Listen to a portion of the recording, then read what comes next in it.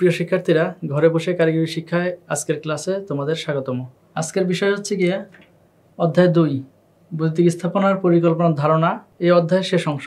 আজকে ক্লাস শেষে তোমরা যা যা শিখবে, প্রথমত বৈদ্যুতিক স্থাপনার সুষ্ঠু বিদ্যুতায়ন পরিকল্পনার জন্য বিবেচ্য বিষয়গুলো কি কি তা ব্যাখ্যা করতে পারবে, লোড শিডিউল প্রস্তুত করতে পারবে এবং বিভিন্ন প্রকার লোডের ওয়াটেজ বলতে পারবে। বৈদ্যুতিক স্থাপনার সুষ্ঠু বিদ্যুতায়ন পরিকল্পনার জন্য যেসব বিষয় বিবেচনা করতে হয় সেগুলো একটু দেখি আমরা। প্রথমত সম্ভাব্য বৈদ্যুতিক লোড নিরূপণ, অর্থাৎ যে ইলেকট্রিক্যাল ইনস্টলেশনটা হবে সেখানে কি লোড বসানো হবে সেইটা হিসাব করতে হবে, সেটা বের করতে হবে, সেটা ফাইন্ড আউট করতে হবে। কি কি প্রকার, 3 প্রকার হতে পারে। যেমন লোডটা লাইটিং লোড কিনা। লাইটিং লোড হচ্ছে গিয়া, লাইট শব্দটা অর্থটি হচ্ছে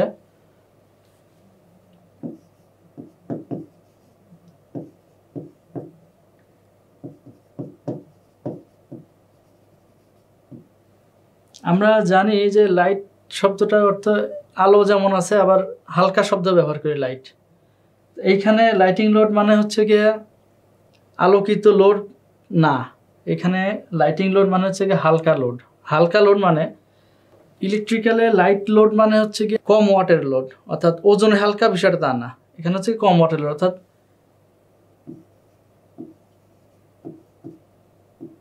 ওয়াট কম, সেগুলো হচ্ছে গিয়ে লাইটিং লোড। যেমন বাতি, incandescent lamp, fluorescent lamp, ceiling fan, table fan, two pin socket, এগুলো হচ্ছে গিয়ে লাইটিং লোডের মধ্যে পড়ে।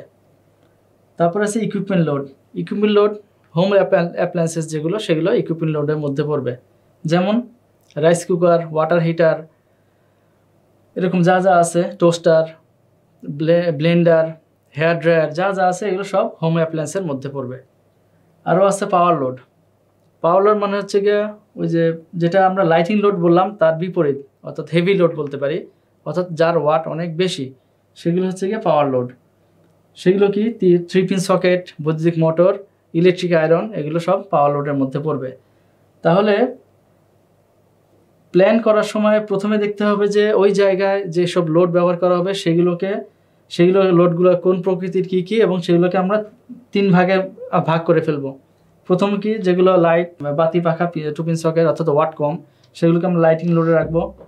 যেগুলো হোম অ্যাপ্লায়েন্স আমরা অর্থাৎ সকেটে ব্যবহার করি, 2-পিন সকেটে ব্যবহার করি, সেগুলো সব ইকুইপমেন্ট লোডের মধ্যে পড়বে। তারপরে পাওয়ার লোড অর্থাৎ 3-পিন সকেট যেগুলো থাকবে সেগুলো আমার পাওয়ার লোডের মধ্যে পড়বে। এগুলো ভাগ হয়ে যাবে। এটা ভাগ করার পরে সম্ভাব্য বৈদ্যুতিক বর্তনী নিরূপণ, অর্থাৎ কি কি প্রকৃতির সার্কিট হতে পারে সেই সব সার্কিটগুলো আমরা নির্ণয় করব এবং হিসাব করব। সার্কিট কি জিনিস? সম্পূর্ণ বৈদ্যুতিক বিদ্যুৎ চলাচলের পরিপূর্ণ পথকে সার্কিট বলে। এটা কিভাবে করা হবে দেখো। লাইটিং লোড, অর্থাৎ যখন কোনো বৈদ্যুতিক স্থাপনায় লোডের পরিমাণ অনেক বেশি হয়, তখন একই তারের উপরে লাইট, একই তারের উপরে পাওয়ার লোড দেওয়া হয় না।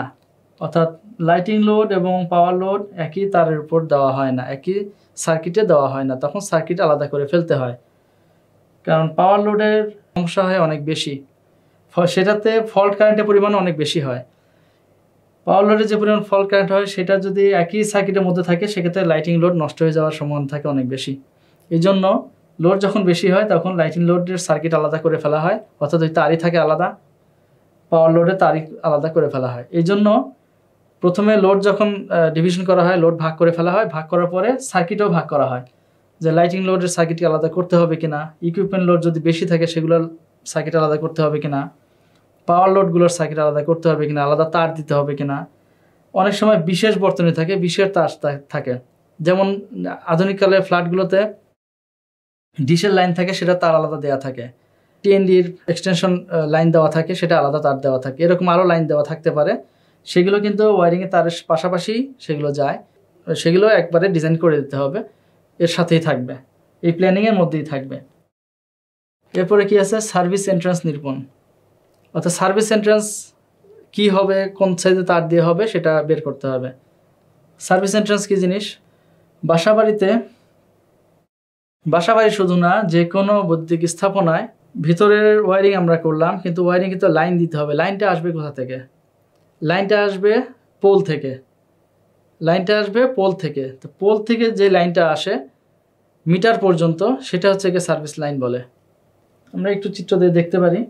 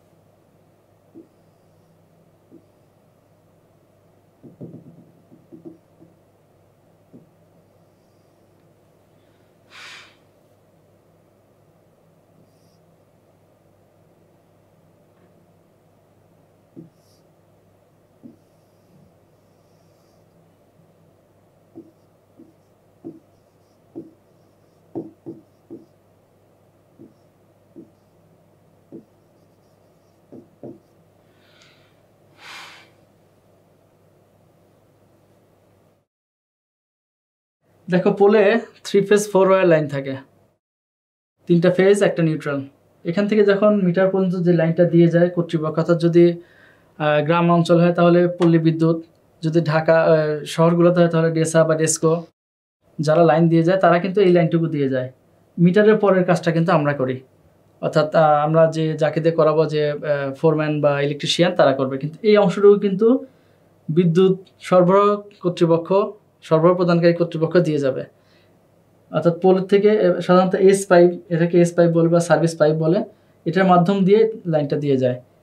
এই তারটুকু, এই যে পোল থেকে মিটার পর্যন্ত যে তারটুকু আছে, এটাকে আমরা বলি সার্ভিস লাইন বা সার্ভিস এন্ট্রেন্স বলি। তো এটা কোন সাইজে তার হবে সেটা নিরূপণ করতে হয়। তারপরে বলছি লোড সেন্টার নিরূপণ। বড় লোডের ক্ষেত্রে লোড সেন্টারটা কোথায় হবে, সেখান থেকে আসতে কত খরচ পড়বে, সেইটা হিসাব করে দেখতে হয়। সেক্ষেত্রে হিসাব ভিন্নতর হয় এবং বেশি হয়। তারপরে বিদ্যুতায়ন পদ্ধতি নিরূপণ। আমি যখন ঘরের ওয়্যারিং করব, যদি বাসা বাড়ি হয়, এখানে তো ওয়্যারিং অনেক রকম হতে পারে। চ্যানেল ওয়্যারিং করতে পারি, আবার কনসিল কন্ডুইট ওয়্যারিং করতে পারি। যদি চ্যানেল ওয়্যারিং হয় তাহলে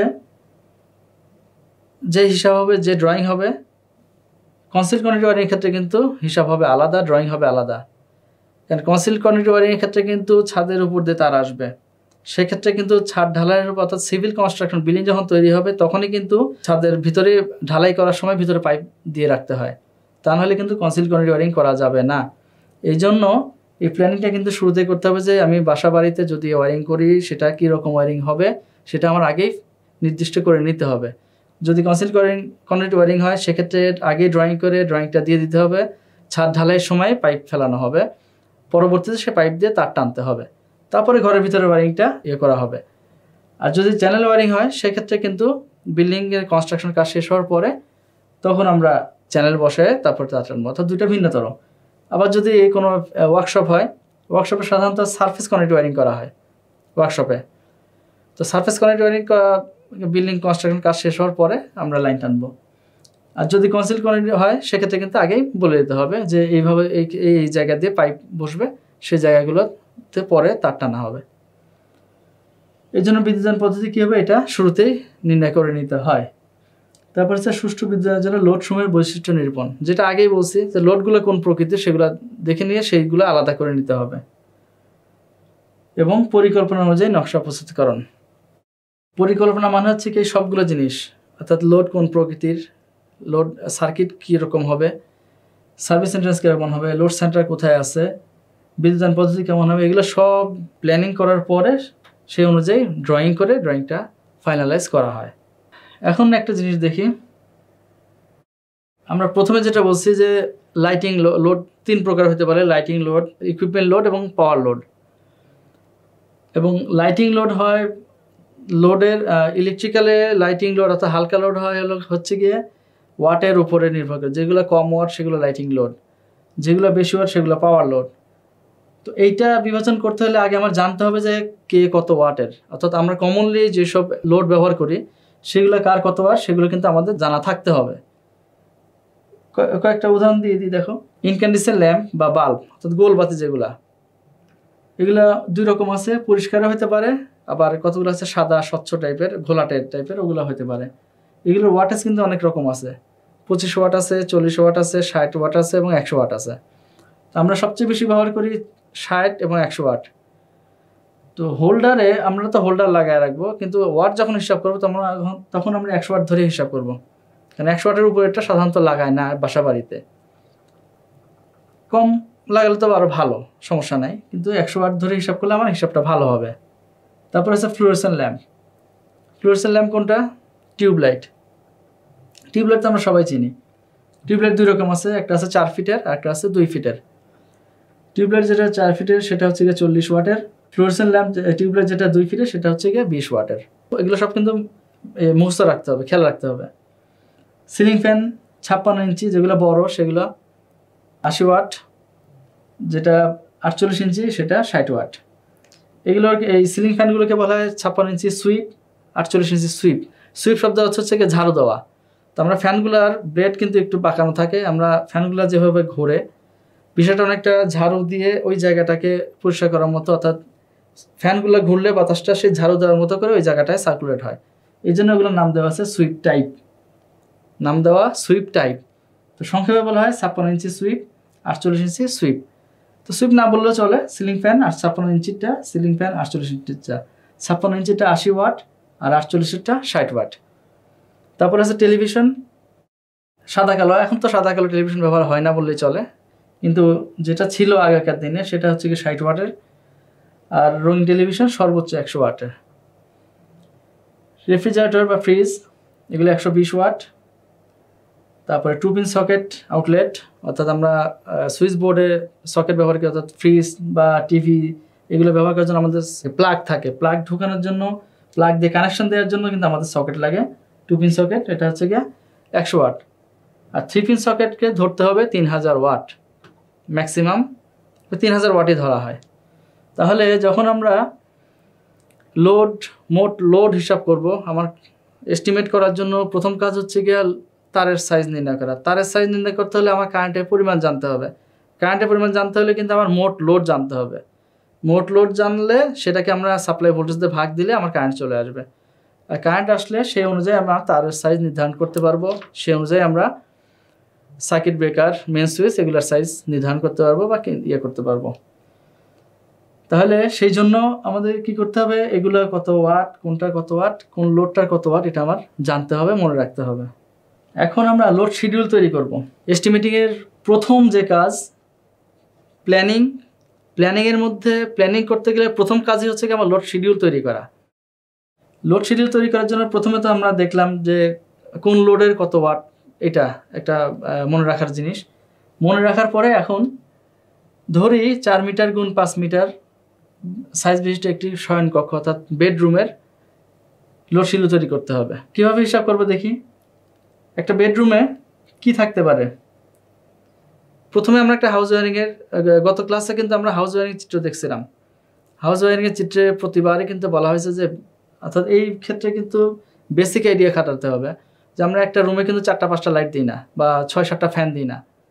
খুব বড় রুম হলে, খুব বেশি হলে 2টা ফ্যান দিই। সেগুলোর মাপ আছে, সেই মাপগুলো পরবর্তী ক্লাসে পড়বে।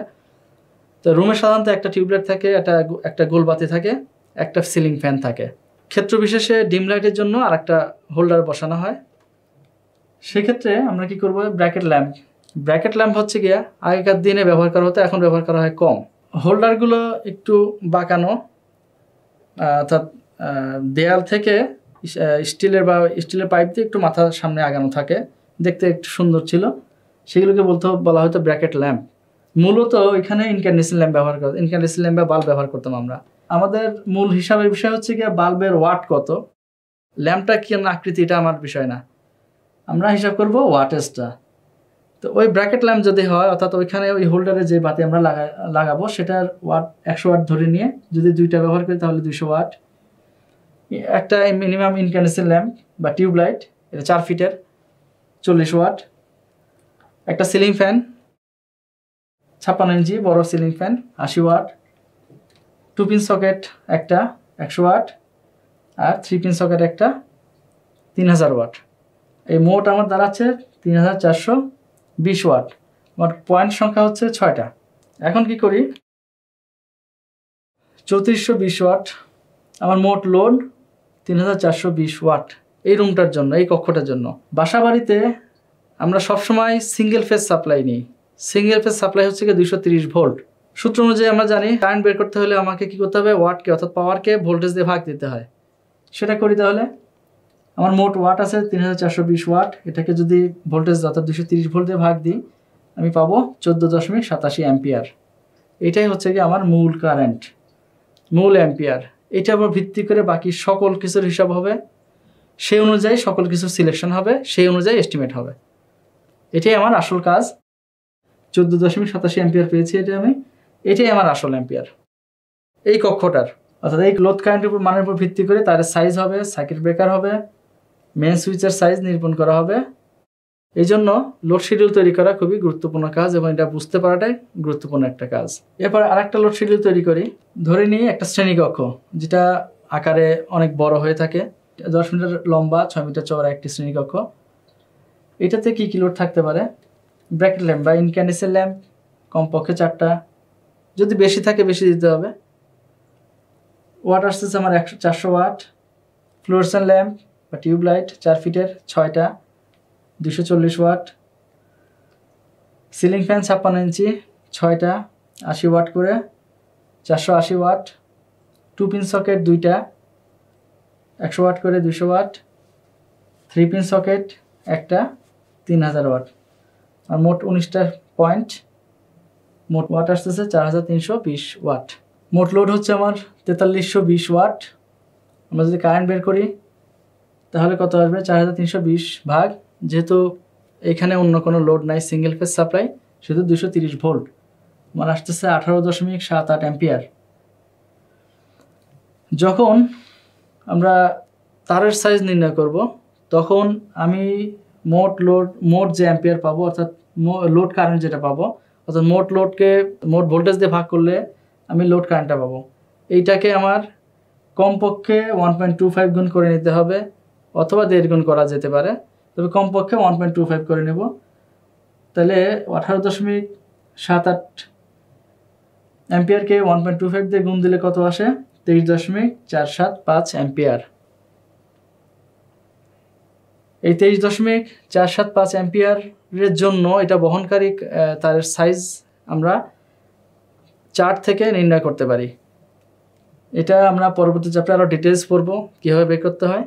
আপাতত চার্ট থেকে দেখা যায় যে এর জন্য 720 অ্যাম্পিয়ার বা 7/20 সাইজের তার অথবা 4 RM সাইজের তার লাগবে। আমি আবার বলতেছি, লোড কারেন্ট যা আছে সেটাকে 1.25 দিয়ে গুণ করলে যে অ্যাম্পিয়ার আসে, সেই অ্যাম্পিয়ার অনুযায়ী আমাকে তারের সাইজ সিলেক্ট করতে হবে চার্ট থেকে। চার্টে দেখা যায় কত, যে এই অ্যাম্পিয়ার বহন করার উপযোগী তার হচ্ছে গিয়ে 7/20, আমরা সংক্ষেপে 720 তারও বলি। বর্তমানে এটাকে বলা হয় 4, অর্থাৎ 4 RM যে তারটা সেটা একই সাইজ, অর্থাৎ এইটা 23 অ্যাম্পিয়ার কারেন্ট বহন করার উপযোগী। আর যখন সার্কিট ব্রেকার এবং মেইন সুইচ নির্ণয় করতে যাব তখন লোড কারেন্টকে 1.5 গুণ, কমপক্ষে 1.5 গুণ বা 2 গুণ করে নিতে হবে।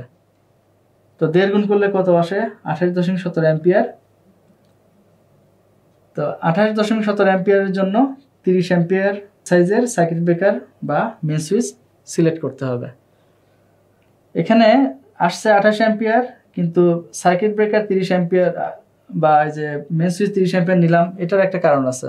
সার্কিট ব্রেকার যারা ম্যানুফ্যাকচারাররা যারা তৈরি করে, সার্কিট ব্রেকার মেইন সুইচ তৈরি করে, তারা কিন্তু নির্দিষ্ট সাইজে তৈরি করে, অর্থাৎ আমার চাহিদা অনুযায়ী কিন্তু তারা সাপ্লাই দেবে না। যে আমি বললাম যে আমাকে 22 অ্যাম্পিয়ার একটা সার্কিট ব্রেকার তৈরি করে দেন, তারা কিন্তু কখনো সেটা করবে না। তারা 30 অ্যাম্পিয়ারের সার্কিট ব্রেকারই ঠাঁস আছে, সেইভাবে তারা লক্ষ লক্ষ 30 অ্যাম্পিয়ার সাইজের তৈরি করবে। আমার যখন যদি এমন হয় যে 28 অ্যাম্পিয়ার হলো, সেক্ষেত্রে আমার 30 অ্যাম্পিয়ারের সার্কিট ব্রেকার বা মেইন সুইচ নিতে হবে। যদি এমন হয় যে 31 অ্যাম্পিয়ার আসলো, সেক্ষেত্রে এর পরের সাইজ যেটা আছে সেটা আমার সিলেক্ট করতে হয়। যাই হোক, পরবর্তী ক্লাসে আরও বিস্তারিত আলোচনা হবে। তারের সাইজ, সার্কিট ব্রেকারের সাইজ, এগুলো নিয়ে। আজকের ক্লাস শেষে যা যা শিখলাম তা হচ্ছে বৈদ্যুতিক স্থাপনার সুষ্ঠু পরিকল্পনার জন্য যে যে বিষয়গুলো বিবেচনা করতে হয় সেসব বিষয়গুলো আমরা পড়েছি, দেখেছি। তারপরে লোড শিডিউল তৈরি করেছি এবং কিছু লোডের নির্দিষ্ট ওয়াট আমরা দেখছি। তো আজকের ক্লাস শেষে একটা বাড়ি কাজ তোমাদের জন্য থাকবে। 1 নম্বর প্রশ্ন, বৈদ্যুতিক স্থাপনার সুষ্ঠু বিদ্যুতায়ন পরিকল্পনার জন্য বিবেচ্য বিষয়সমূহ ব্যাখ্যা করো। 2 নম্বর, বিভিন্ন প্রকার লোডের ওয়াটেজ লিখো। 3 নম্বরে আছে একটি 15 মিটার গুণ 10 মিটার সাইজ বিশিষ্ট ছাত্রাবাসের অর্থাৎ হলের ডাইনিং রুমের লোড শিডিউল প্রস্তুত করবে। তোমরা বাড়ির কাজটি অবশ্যই করবে, অ্যাসাইনমেন্ট আকারে তৈরি করে ইনস্টিটিউট খুললে শ্রেণী শিক্ষককে দিয়ে মূল্যায়ন করিয়ে নেবে। আজ এ পর্যন্তই। ভালো থেকো, সুস্থ থেকো। ধন্যবাদ সবাইকে।